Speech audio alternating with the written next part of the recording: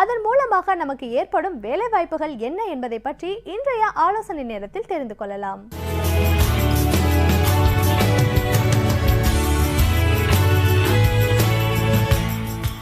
வணக்கம்.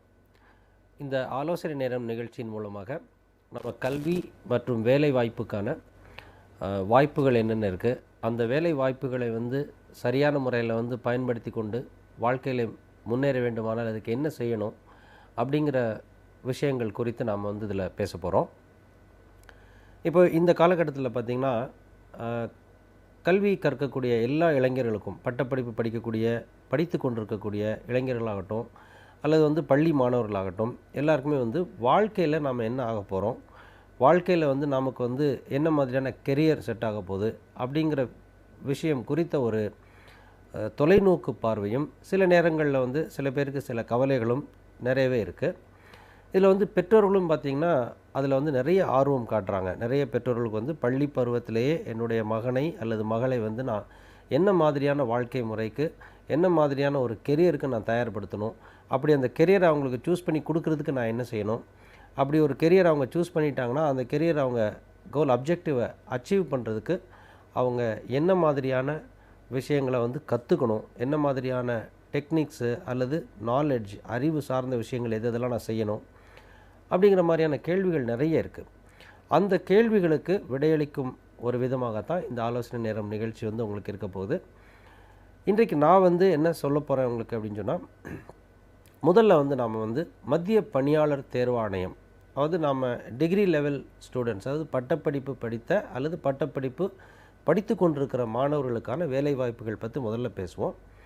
அதில் மத்திய பணியாளர் தேர்வாணையம், அதாவது யூபிஎஸ்சின்னு சொல்லக்கூடிய யூனியன் பப்ளிக் சர்வீஸ் கமிஷன், அந்த மத்திய பணியாளர் தேர்வாணையம் நடத்தக்கூடிய வேலைவாய்ப்புக்கான தேர்வுகள் என்னென்ன, என்ன மாதிரியான தகுதிகள்லாம் அதுக்கு தேவை அப்படிங்கிறது குறித்து நம்ம பார்க்கலாம்.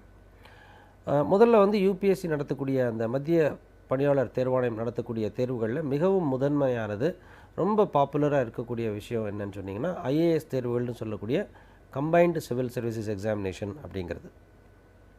இது ஏன் கம்பைன்டு சிவில் சர்வீஸ் எக்ஸாமினேஷன் சொல்கிறாங்கன்னா, மத்திய அரசாங்கத்தில் இருக்கக்கூடிய எல்லா துறைகளுக்குமான உயர் அதிகாரிகளை தேர்வு செய்யக்கூடிய ஒரு தேர்வாக இருக்கிறதுனால இதை கம்பைன்டு சிவில் சர்வீசஸ் எக்ஸாமினேஷன் சொல்கிறாங்க.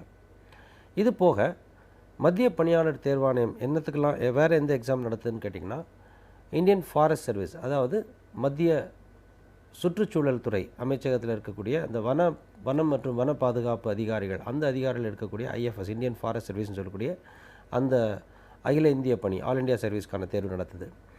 அதுபோக ஏசிபிஎஃப்னு சொல்லுவோம், அதாவது சிஏபிஎஃப்னு சொல்லுவாங்க, அதாவது மத்திய அரசாங்கத்தில் இருக்கக்கூடிய அந்த reserve police forces, CRPF, central reserve police force, BSF, இந்த மாதிரியான போலீஸ் ஃபோர்ஸஸ்க்கு இருக்கக்கூடிய குரூப் 1 அசிஸ்டன்ட் கமாண்டன்ட் ரேங்கில் இருக்கக்கூடிய அதிகாரிகளை தேர்ந்தெடுக்கப்படக்கூடிய தேர்வு 3வது. 4வதாக இந்தியன் ஸ்டாட்டிஸ்டிக்கல் சர்வீஸ், அதாவது ஸ்டாட்டிஸ்டிக்ஸ் அல்லது மேத்தமேட்டிக்ஸ் படிச்சுட்டு இருக்கவங்களுக்கு இந்த பிளானிங் கமிஷன், இப்போதைக்கு நித்தி ஆயோக், இந்த மாதிரி இந்த திட்டமிடுதல் குறித்த அந்த துறைகளுக்கு அல்லது பல்வேறு துறைகளிலும் திட்டமிடுதலுக்கான பணிகளுக்காக இந்தியன் ஸ்டாட்டிஸ்டிக்கல் சர்வீசஸ் அப்படின்னு ஒரு சர்வீஸ் இருக்குது. அந்த சர்வீஸ்க்கான எக்ஸாமினேஷனும் யூபிஎஸ்சி நடத்துது.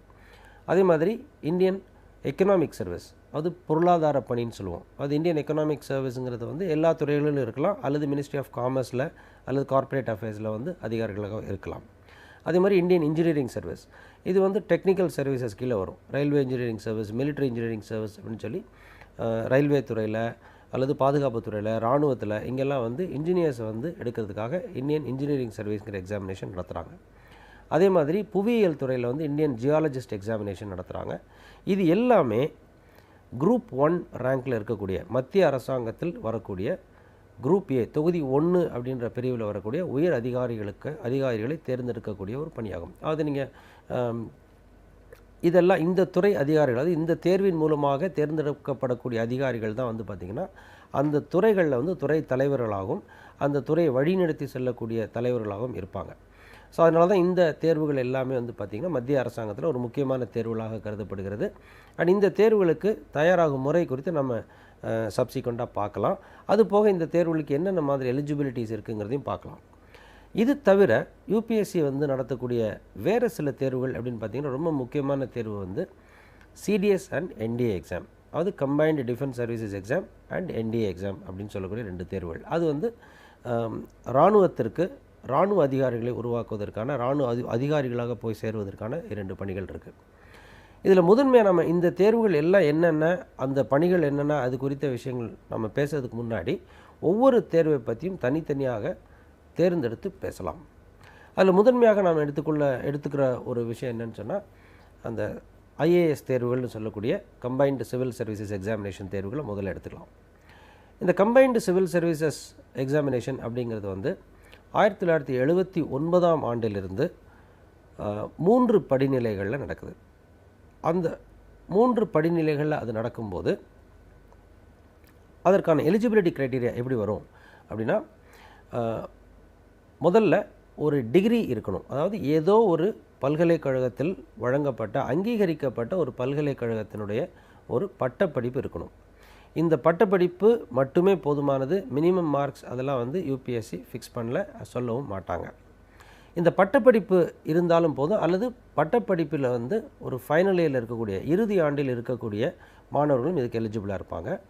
பொதுவாக ஏஜ் லிமிட் என்ன அப்படின்னு பார்த்தீங்கன்னா, ஐஏஎஸ் தேர்வுகளுக்கு வந்து முதல்ல குறைஞ்சபட்சம் வந்து 21 வயதுகள் நிறைவுற்றவராக இருக்க வேண்டும். 32 வயதுகள் உட்பட்டு இருக்கணும். இந்த பொது பிரிவில் வந்து பார்த்திங்கன்னா 21லிருந்து 32 வயது வரைக்கும் இருக்கக்கூடியவங்க எல்லாருமே இந்த தேர்வுக்கு தகுதியானவர்கள். அதுவே வந்து ஓபிசி, அதாவது பிற்படுத்தப்பட்ட சமூகத்தை சேர்ந்தவர்களாக இருந்தால் 3 ஆண்டுகள் வயது வரம்பில் ஒரு ரிலாக்ஸேஷனும், எஸ்சி எஸ்டி பிரிவை சேர்ந்தவர்களாக இருந்தால் 5 ஆண்டுகள், அதாவது 37 வயது வரைக்கும் எக்ஸாம் எழுதலாம். இது வந்து அடிப்படை தகுதி அப்படிங்கிற அளவில் பார்க்கலாம். ஒவ்வொரு பிரிவை சேர்ந்தவருக்கும் வந்து எத்தனை முறை இந்த தேர்வை எழுதலாம் அப்படிங்கிறதுல வந்து ஒரு லிமிட் இருக்குது. அதாவது 5 ஒரு மாணவர் வந்து பொது பிரிவை சேர்ந்தவராக இருந்தால் 6 முறையும், பிற்படுத்தப்பட்டவராக இருந்தால் அதிலிருந்து 3 முறை சேர்த்து 9 முறையும், எஸ்சி எஸ்டிக்கு எந்த விதமான உச்சவரமும் கிடையாது. இந்த தேர்வுக்கு எப்படி தயாராகணும், என்ன பண்ணணும் அப்படிங்கிறது குறித்து நாம் தொடர்ந்து பேசலாம். நன்றி, வணக்கம்.